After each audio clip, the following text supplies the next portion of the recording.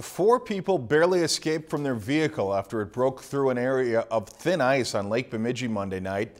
But this is not just any patch of thin ice. It's a huge opening in the lake that is created by ice pushing together to form a pressure ridge. Our Jamil Donath explains why these ice heaves are such a serious hazard. This vehicle didn't just break through a random patch of thin ice. The four teenagers who escaped from this car Monday night didn't realize they were driving straight toward a huge stretch of open water and thin ice until it was too late. They drove right into the pressure ridge and they were going too fast to stop when they saw it.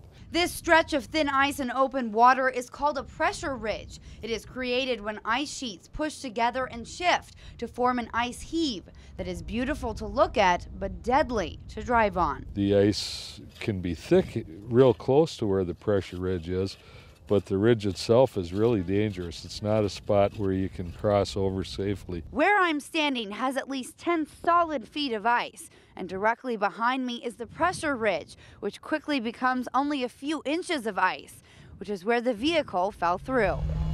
A lot of people are going at a pretty good clip across the lake, and if it's fairly thin ice, you can create a shock wave in front of you, and you'll create a blowout, and you'll go right into the water. Most ice anglers who fish off the shores of Diamond Point Park know to avoid the pressure ridge, but it changes constantly, and for those who are unfamiliar with the lake, one wrong move is all it takes to end up in troubled waters. Especially this year. The ice is so weird. The pressure ridges aren't even where they usually are supposed to be at. So don't drive on a lake if you don't know your way around it. And if you do, be cautious and always avoid the hazardous ice heave that could have claimed much more than these people's car.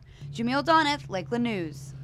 Wind, temperature, and water currents are a few factors that can change the position of pressure ridges. If you've enjoyed this segment of Lakeland News, please consider making a tax-deductible contribution to Lakeland Public Television.